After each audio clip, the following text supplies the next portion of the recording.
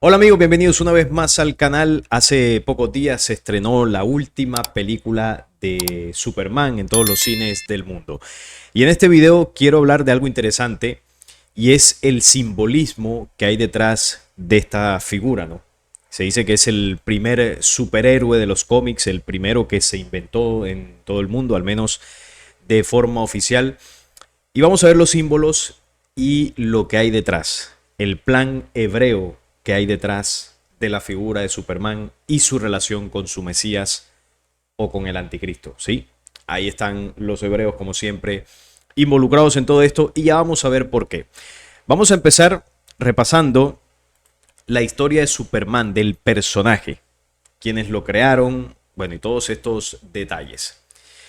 Bueno, el personaje Superman, vamos a hablar como tal del personaje que nació en 1938. 1938, justo antes de comenzar el segundo conflicto bélico mundial. Ustedes ya saben lo que pasó en el segundo conflicto bélico mundial con el tema del nacionalismo, el señor del bigote, Adolfito, la supremacía racial.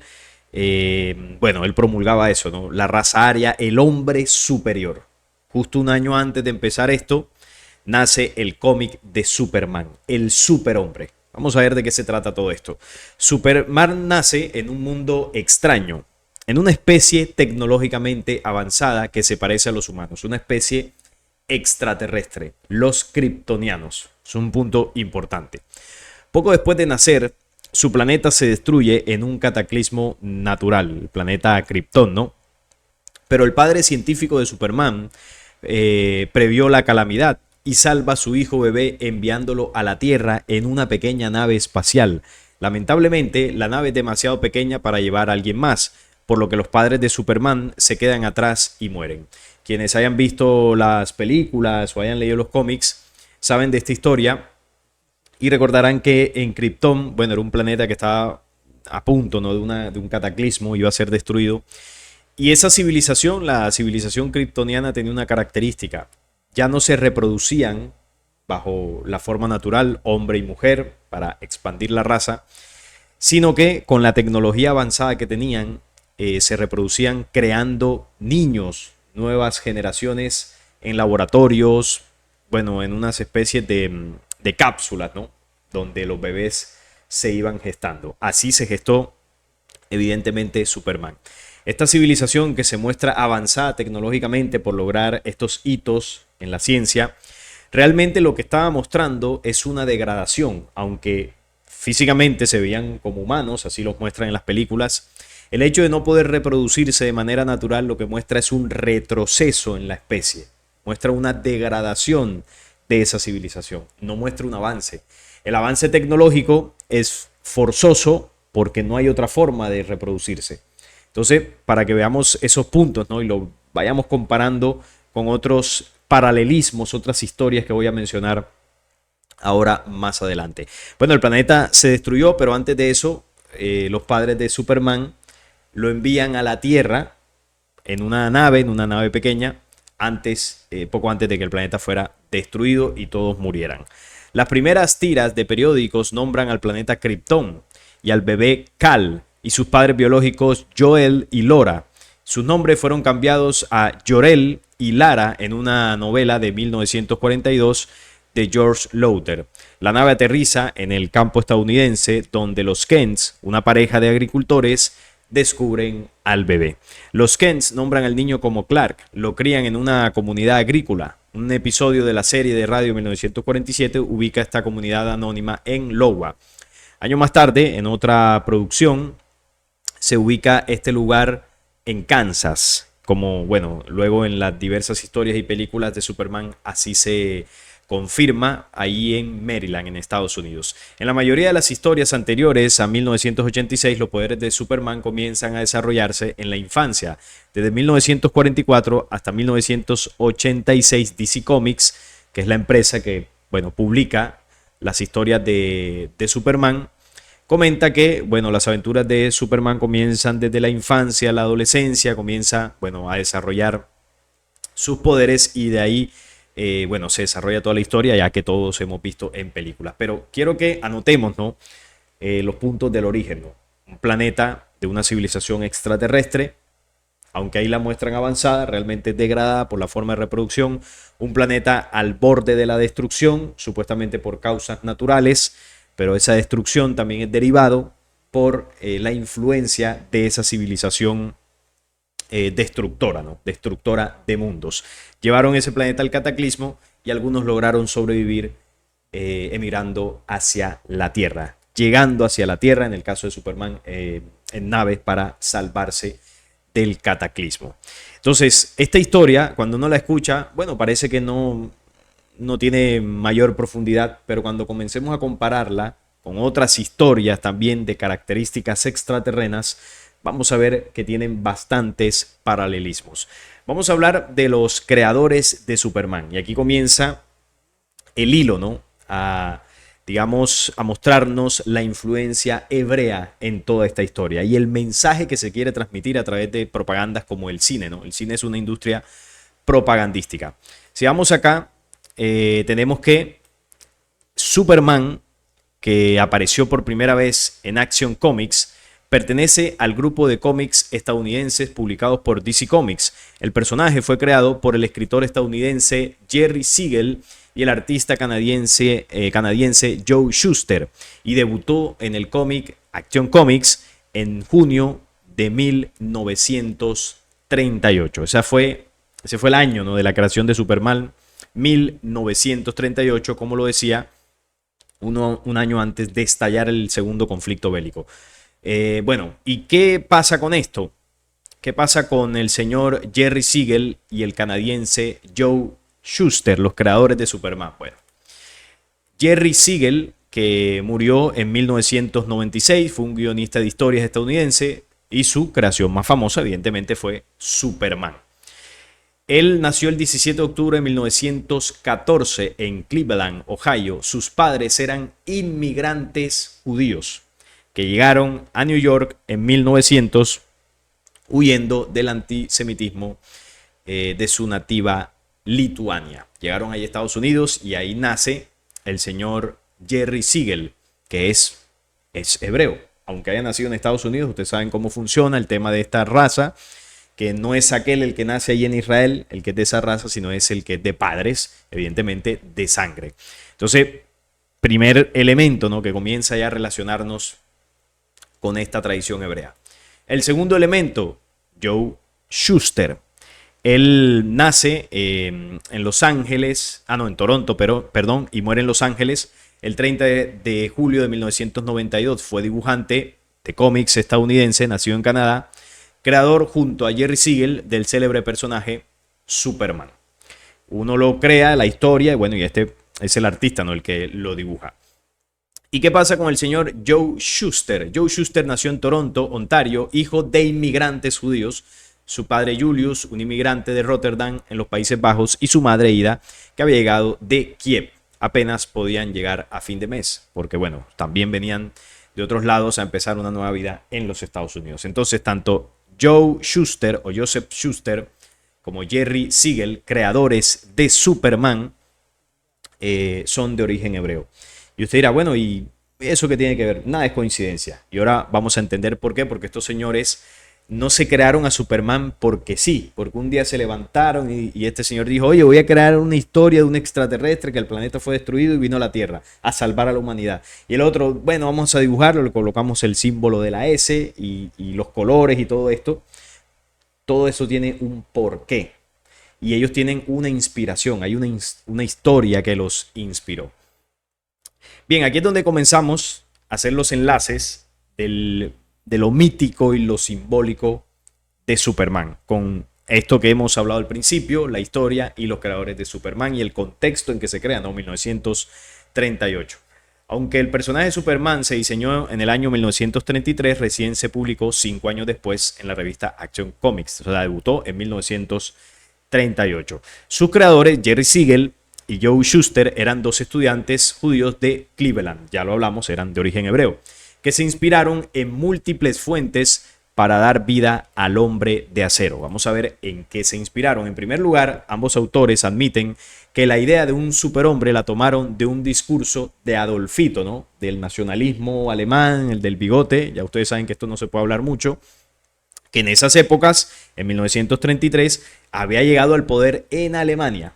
En verdad, esa concepción del superhombre o Übermensch, los nacionalistas la tomaron del filósofo Friedrich Nietzsche. ¿Y qué tienen en común Adolfito, Jerry Siegel, Joe Shuster y Nietzsche? ¿Qué tienen en común estos cuatro personajes?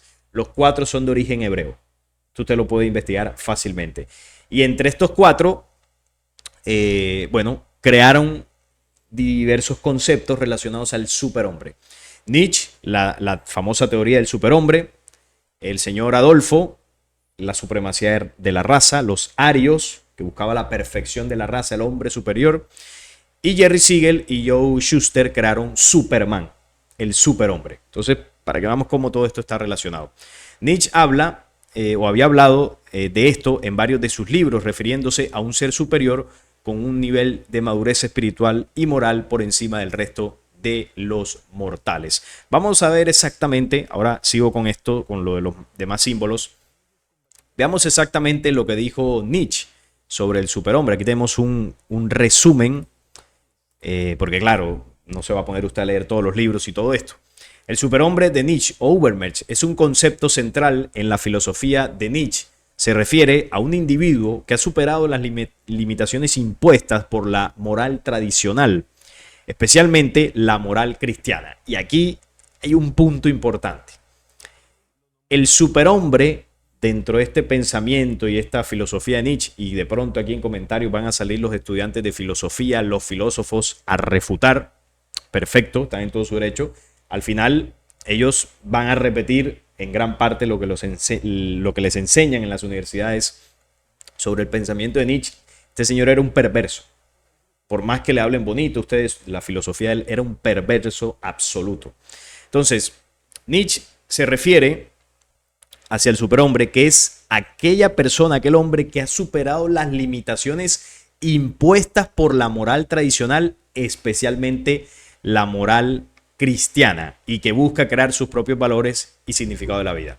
Entonces, ¿qué pasa? Nietzsche era ateo, como algunos otros filósofos también de origen hebreo, pero ese ateísmo era una posición en contra al Dios que se predicaba en el cristianismo o el Dios que está dentro del mensaje de Jesús. Y ojo, una cosa es el cristianismo, la religión cristiana, que aquí hemos denunciado muchísimo, y otra cosa es el mensaje espiritual de Jesús, que no tiene nada que ver con la religión, que la religión lo tomó y lo volvió lo que lo volvió. Pero el mensaje de Jesús, la esencia de ese mensaje del Cristo, son unos valores o una moral, como llaman ellos, que invitan al perfeccionamiento espiritual del hombre. Jesús mostró al hombre perfecto. Jesús mostró al hombre sin error, sin mancha, con una condición mental, física y espiritual en óptimas condiciones. Y vino hablando, además de todo esto, del Dios verdadero, la fuente única. Y trajo unas enseñanzas espirituales para que el hombre, bajo la condición de manipulación en la que está, pueda salir de esto. Habló del perdón, habló del amor, habló de la mansedumbre, de la pureza. Bueno, diversas condiciones que si el hombre las comprende y las aplica, precisamente comienza a gestar esa condición crística, se conecta con su esencia natural y esencia verdadera. Entonces, ¿qué es lo que dice Nietzsche? Que el hombre superior no es ese, que el hombre superior es el que logra sobreponerse a las limitaciones de la moral cristiana, es decir, es el hombre que se sobrepone, por ejemplo, o contradice las enseñanzas del Cristo del amor, del perdón, sino es el que está por encima de todo eso.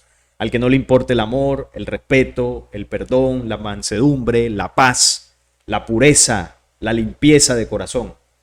Ese es el superhombre para ellos. El que esté por fuera de eso. Bueno, más bien, en lugar de llamarlo superhombre, deberían llamarlo hombre distorsionado o hombre atrasado. Porque para ellos el superhombre es el hombre atrasado. Si no, veamos cómo plantea Superman la raza que lo originó, los kryptonianos. Supuestamente una raza avanzada, y en realidad eran una raza degradada. Según Nietzsche, el superhombre es capaz de trascender su propia naturaleza. O sea, es el hombre que es capaz de desprenderse de su propia naturaleza. Claro, esto lo muestran como, uy, qué bonito el hombre que se supera. No, ellos buscan el superhombre que se desprenda de su naturaleza, es decir, que deje de ser un ser humano y se convierta en un perverso. Eso es lo que buscan. Y alcanzar un estado de madurez espiritual y moral superior a la del hombre común.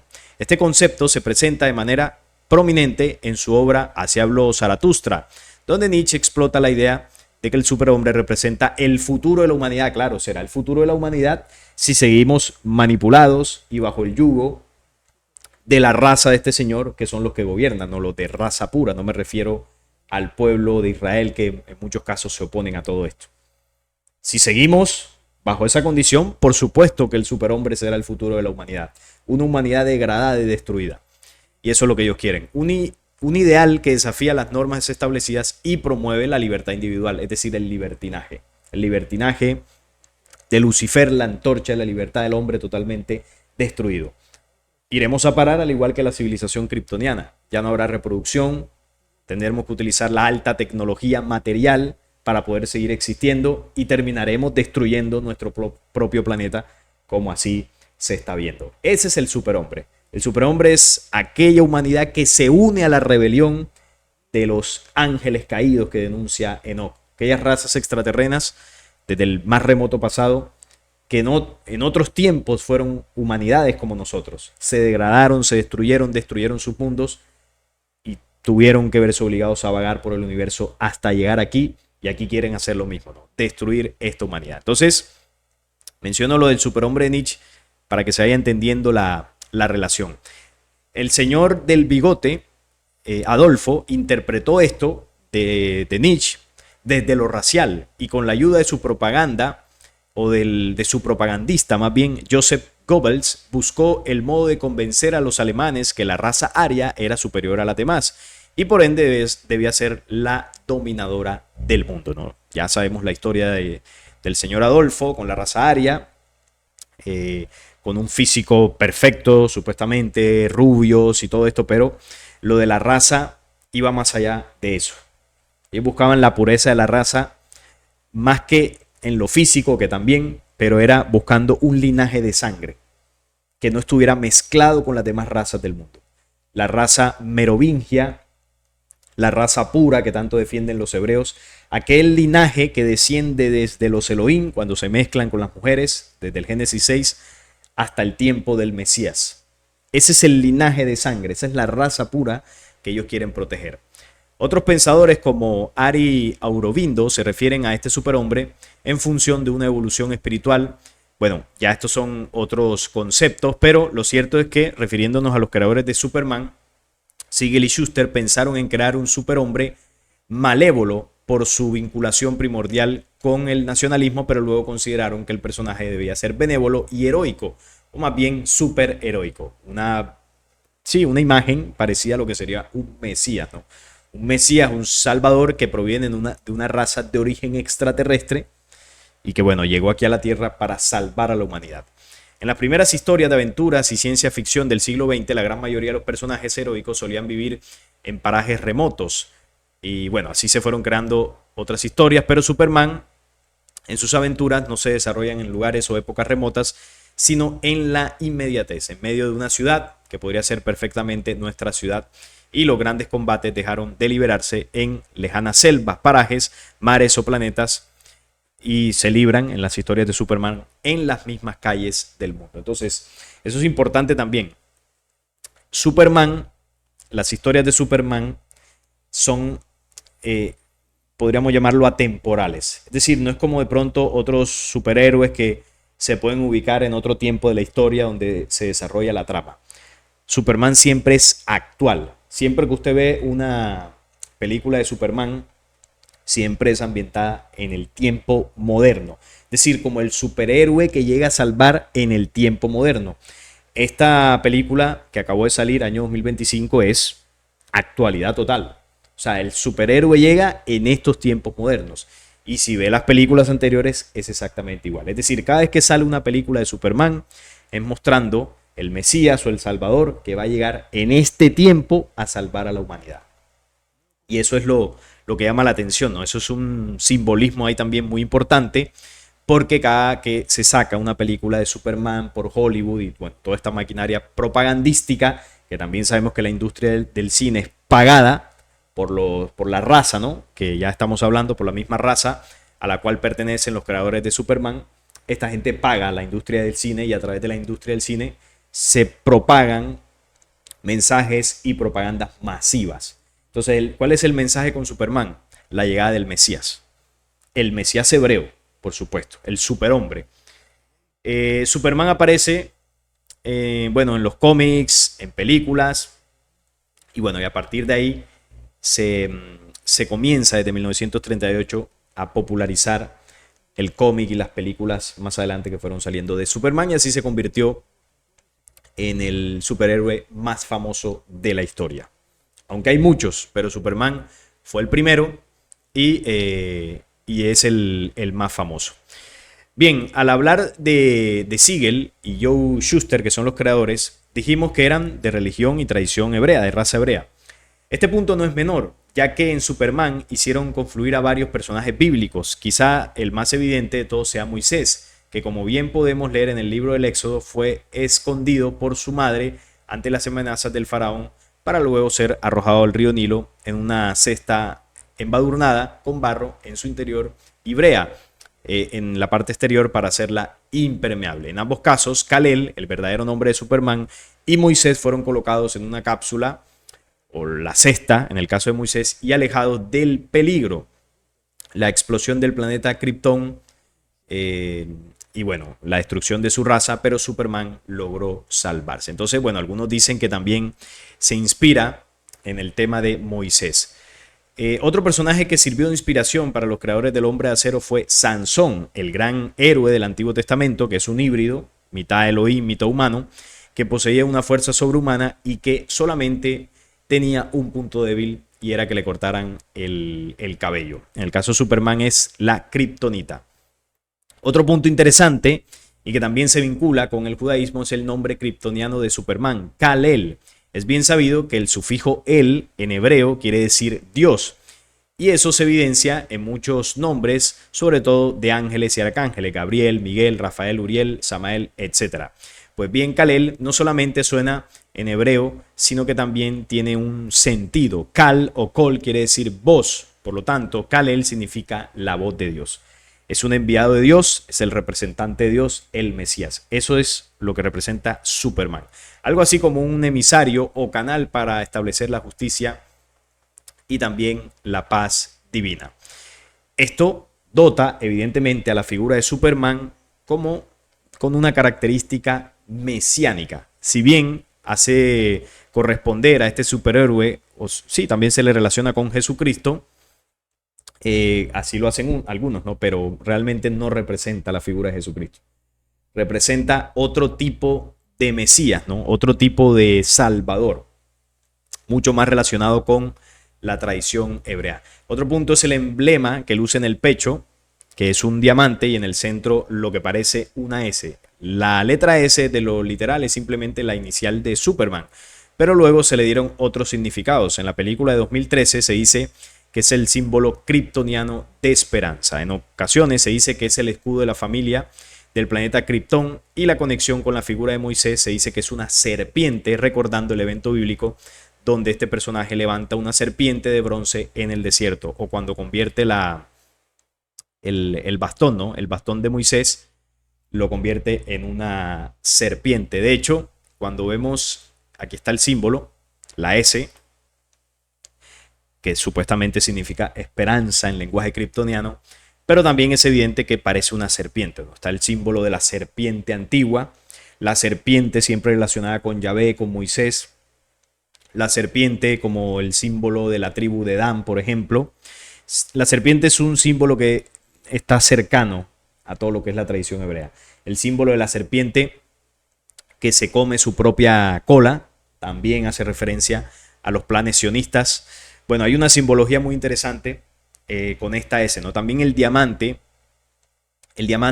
también ha sido un símbolo que representa a estas castas de la élite dominantes, que bueno, el diamante es una piedra preciosa y sería la contraparte al cristal. El cristal representa el Cristo, el cristal que refracta la luz en 7 colores, y el diamante, que es más duro, más materializado. Ahí está como, digamos, ese juego simbólico. Por un lado el Cristo, el cristal, y por el otro lado el anticristo con el diamante y el símbolo de la S o de la serpiente. Entonces hay varias simbologías en el tema de la letra. Bueno, como vemos, hay varios enlaces que se hacen sobre Superman y una figura mesiánica. Pero también está la comparación con la historia de los Anunnaki. ¿Y cuál es la relación?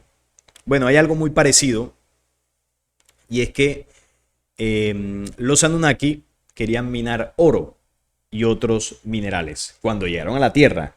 Supuestamente ese era el objetivo, o por lo menos eso es lo que se cuenta en las tablillas sumerias. El oro lo iban a ocupar para reparar la atmósfera de Nibiru, su supuesto planeta natal, la cual estaba dañada por la radiación de otra estrella. Enki construyó Eridu, pero la atracción del oro fue infructuosa, así que ahora su medio hermano Enlil fue quien organizó una segunda expedición minera con 600 Anunnakis. El objetivo era, como se dice, recopilar oro para salvar su planeta, que estaba prácticamente destruido porque la atmósfera estaba dañada. Entonces, tiene una historia similar, ¿no? Son una civilización degradada con un planeta a punto de destruirse, que llegan a la Tierra para sustraer el oro y de esa forma poder salvar su planeta.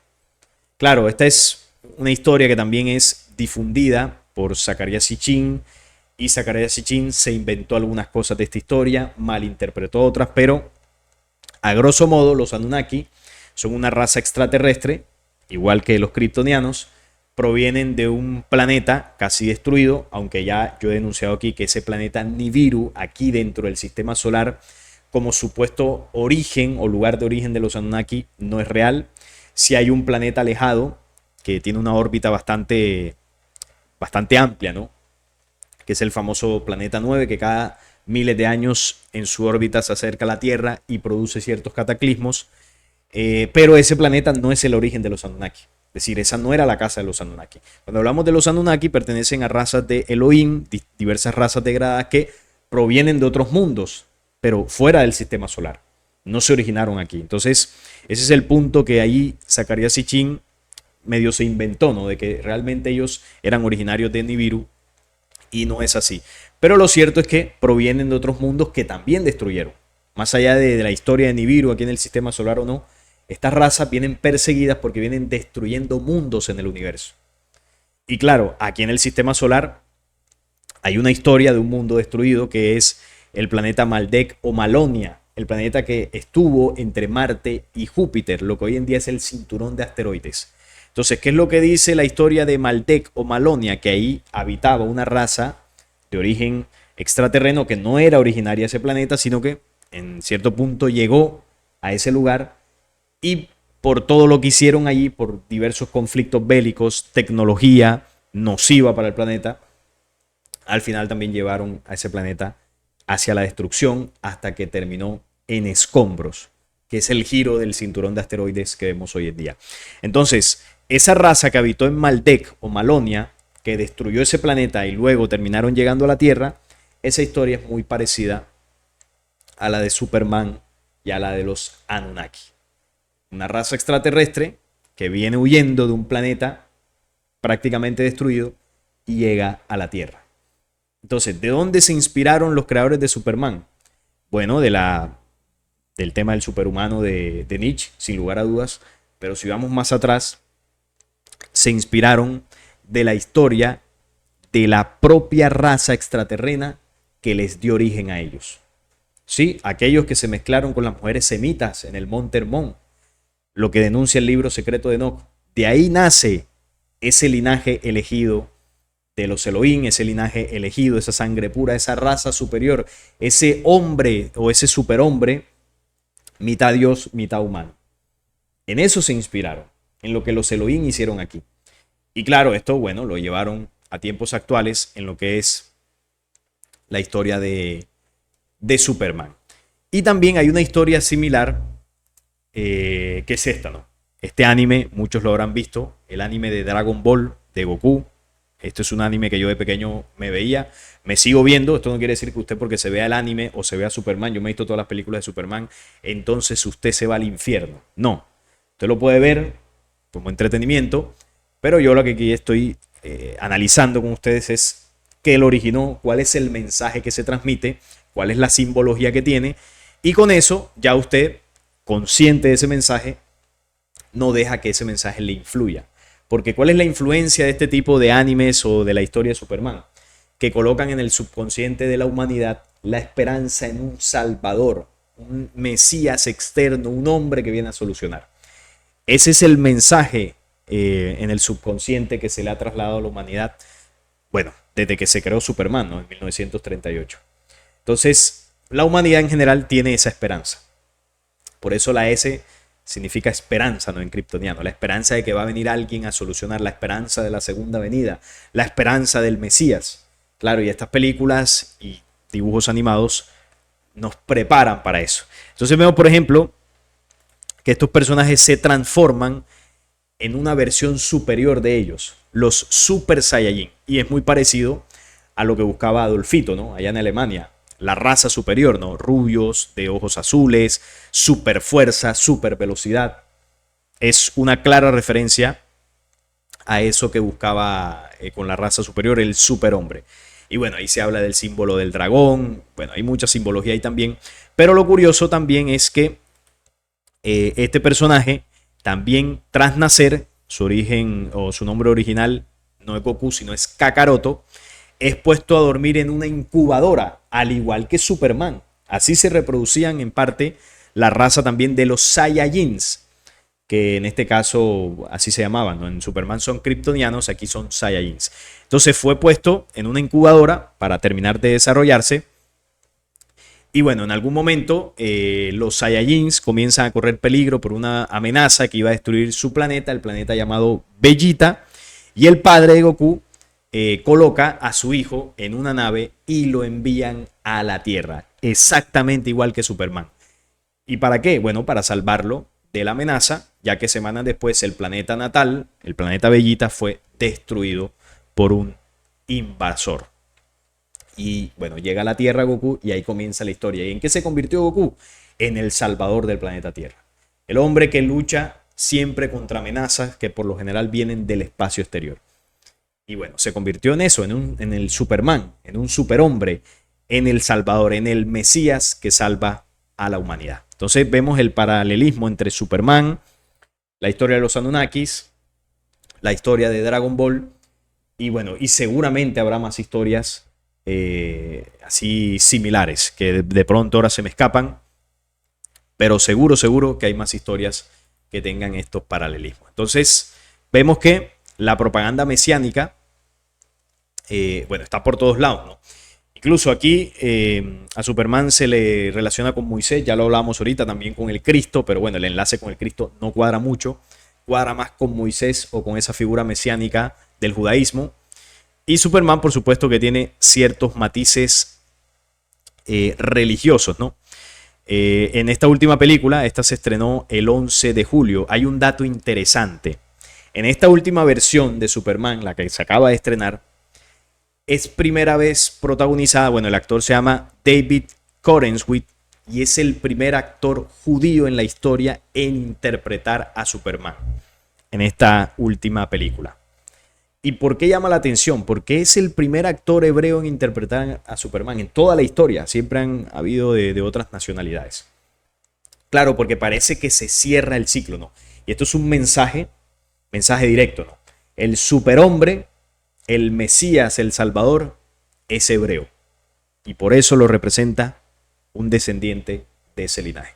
Qué curioso, ¿no? Que lo represente en la última película, justo en la última película, año 2025, con toda la simbología, con todo lo que está pasando después de los 70 años de Israel, como que ellos saben, ¿no?, que la venida de su Mesías está cerca. Y parecería lanzar ese mensaje de que, bueno, ese símbolo de esperanza, ese Salvador, viene de esa raza. De hecho, aquí, si buscamos al actor, es David Corenswit. Y claro, uno mira su biografía, porque todo esto hay que comprobarlo. Su padre, John Corenswit, era de una prominente familia hebrea de Nueva Orleans y trabajó como actor de teatro en la ciudad de Nueva York durante muchos años antes de convertirse en abogado. Su madre se llama Caroline Packard y su abuelo materno, Edward Packard, es el escritor que creó la serie de libros Choose Your Own Adventure. Elige tu propia aventura. Tiene una hermana llamada Amy Packard Corenswet. Bueno, ahí está un poco de su historia.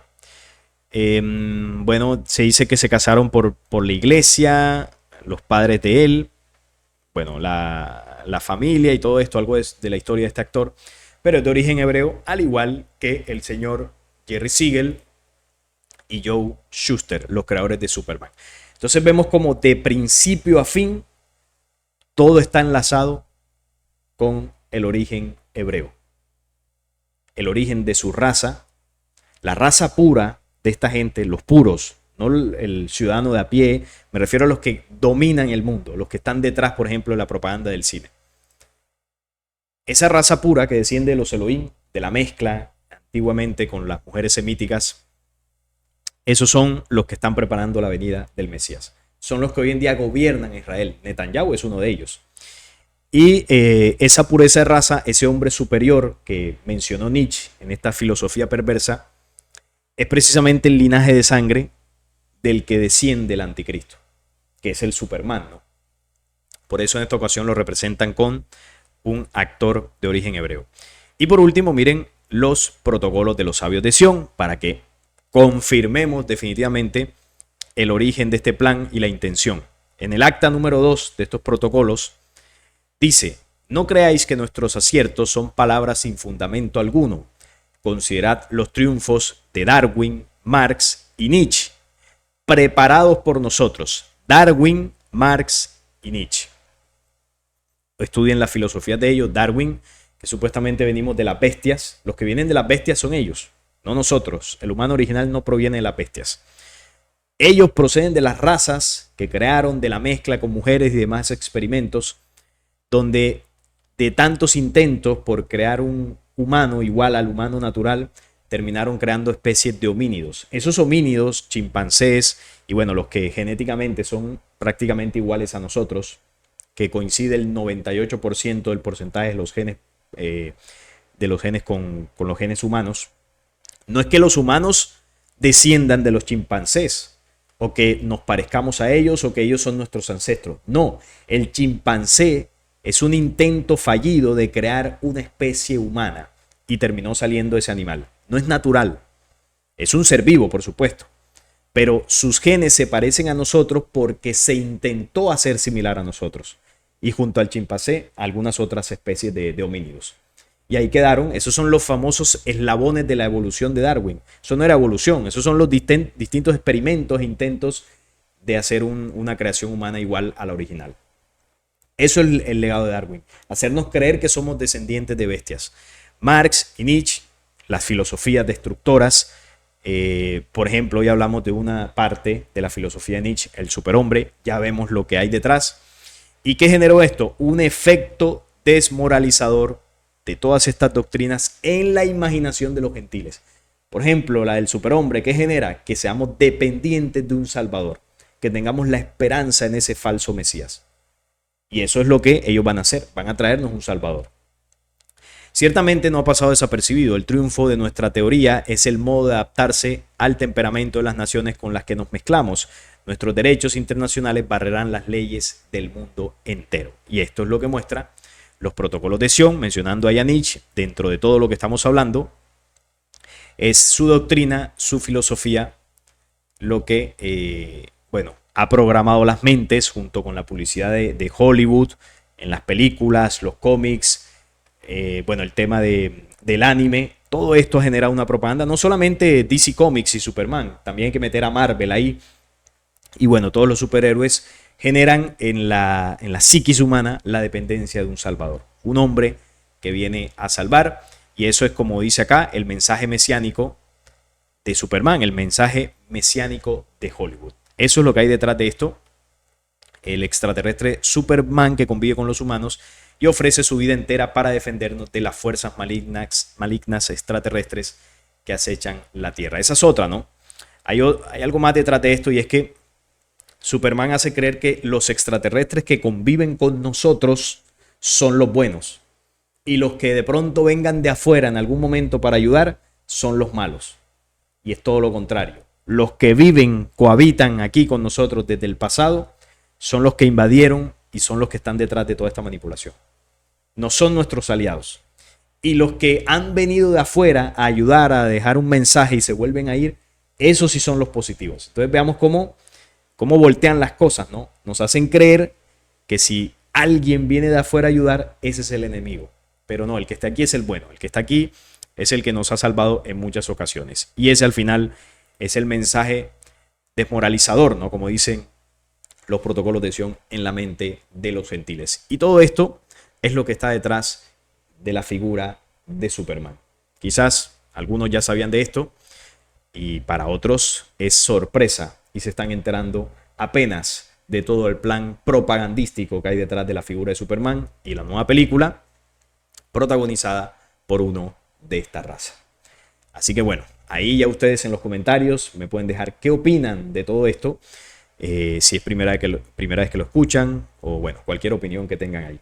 No es más por esta ocasión. Si les gustó, les agradezco un like, la suscripción al canal y compartirlo para que llegue a más personas. Hasta la próxima.